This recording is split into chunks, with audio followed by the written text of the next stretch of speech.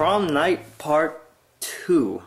Now, this is the part where I tell some of you, if you haven't seen Prom Night video blog number 1, stop this video here, go watch it, and then come back to this one. But more than likely there'll be at least 2 of you who insist on watching this and are going to be totally confused. Fine. But, without further ado, Prom Night Part 2. So then Bernard was like, "Bro, did she come over?" And I'm like, hold on, there's a lot that went down before we actually get to that part. So now as soon as my prom date is like, okay, fine, I'm coming over on Tuesday and we can do this. Alright, I get off the phone with her. So I start looking around my room for the best spot to put my camera, and I find a good one. I turn it on to see what it looks like through the viewfinder, and then suddenly it makes this crazy noise like, and on the LCD screen, the eject logo starts flashing. So I eject the tape and try to put it back in, but the camera just spits it right back out. Now I try this about 10 more times, and each time I get the same results. The camera just keeps rejecting the tape. Then I start getting a little worried. I'm thinking, what is wrong with this camera? I just bought it. You know, I was feeling so good with this newly acquired information. My prom date, she kind of wants to get all crazy and she wants to tape it. So I'm feeling really good, but the more I play with this camera, the more that happiness kind of morphs into panic. Because, you know, the idea in my head now is this camera is broken. I grab the instruction manual and I go through it page by page from front to back, and then page by page from back to front, and I don't see anything about any flashing eject logo. So then I stop and I'm like, God, why? God, no! This camera has to work. And then I stopped and thought to myself, I'm saying, God, please let this camera work, but would God really want me doing this? You know, I'm no pastor or anything, but I'm pretty sure God wouldn't be a fan of me doing this right now. So I'm thinking, maybe this is some kind of sign. You know, regardless of whether it was a sign or if there was some message for me to get, I wasn't about to let this camera win. So I'm looking at this camera now and I'm like, you are not going to win this battle, Mr. Handycam. So I bust out my screwdriver and I have no idea what I'm doing, but I start taking apart this camera. Every screw I see on the camera, I'm just unscrewing it. At this point, I really have no idea what I'm doing. I'm just unscrewing random screws and stripping down the camera piece by piece. After about 15 minutes, there's all these little pieces everywhere, and it looks like I just disassembled Johnny 5 in some crazy robot autopsy or something. So before it got too confusing, I started putting it back together. I put the last screw in, and then I turned it on, and the camera worked fine.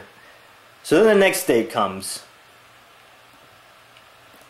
I start to go over some more places I can set up the camera, and I think for a second, you know, let me just turn it on real quick to make sure this thing is still working.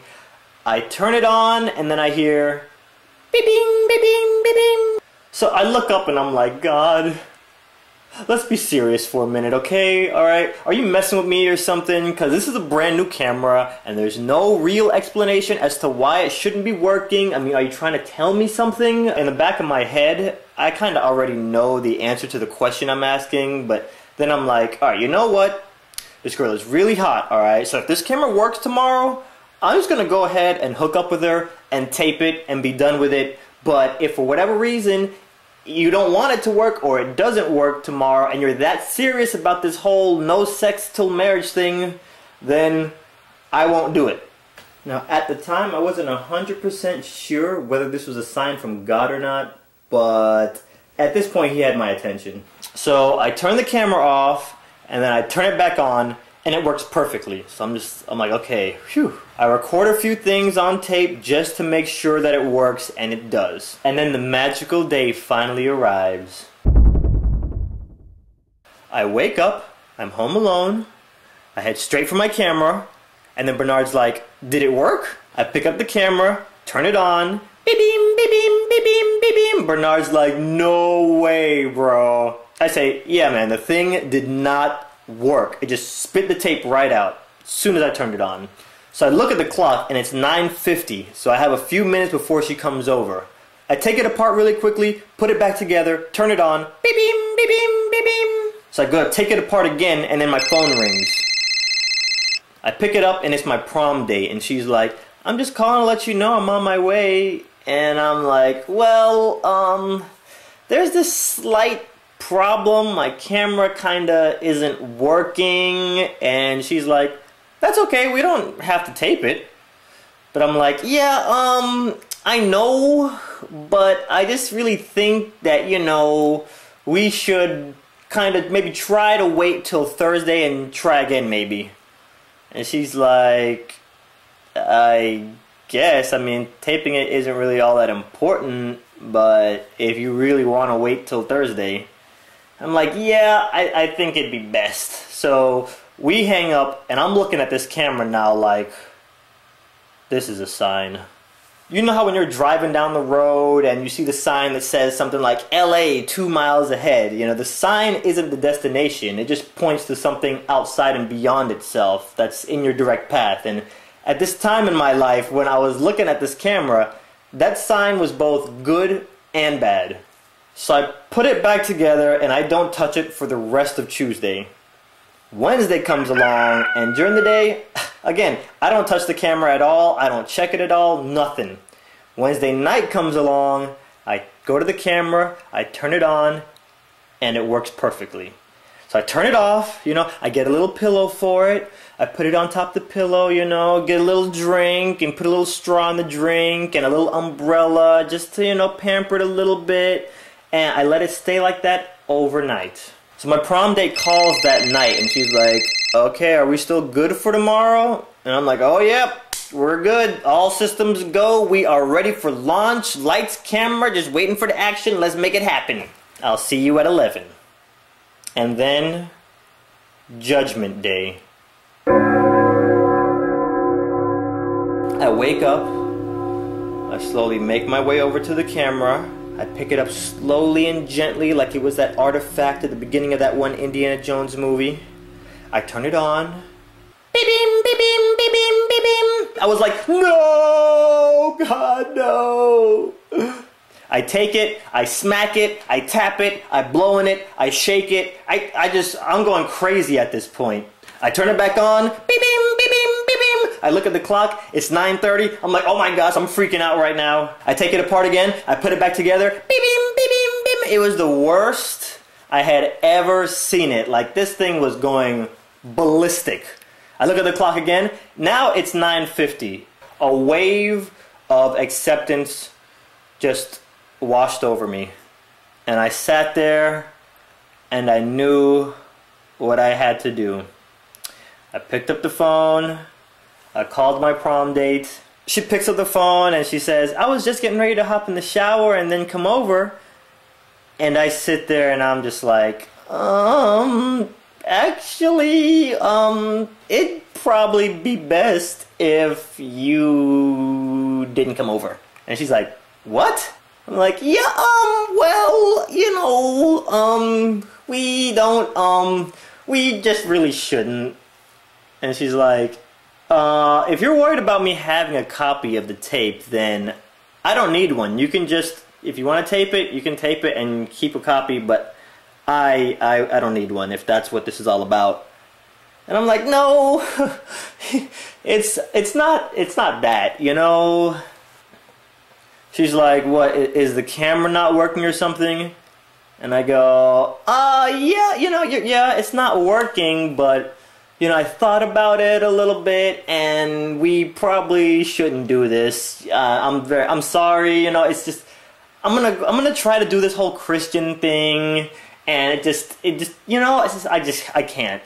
And she goes, I'm a Christian too. It's not a big deal. Just let me come over. And I'm like, yeah, you know, but they make it pretty clear, you know, God doesn't want us doing this outside of marriage. And, you know, I always say I love God and stuff, but I never really show it with my actions. It's right here we start to go through a few moments of that awkward phone silence.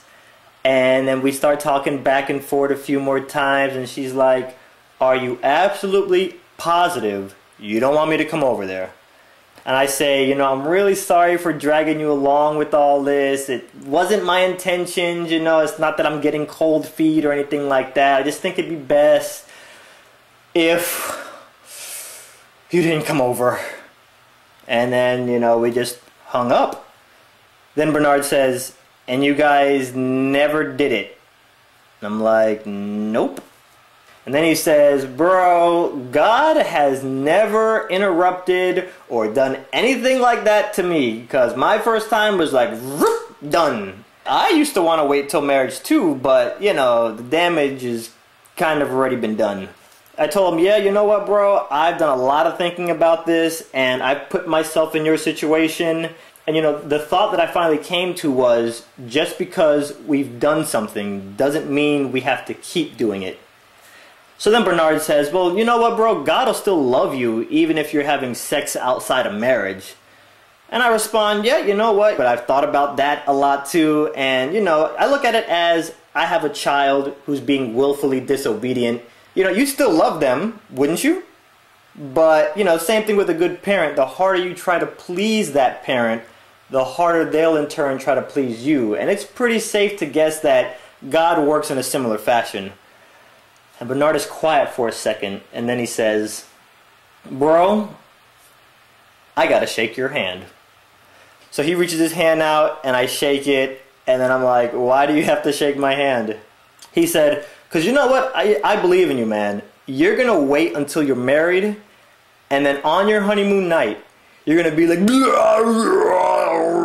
and rip your wife in half.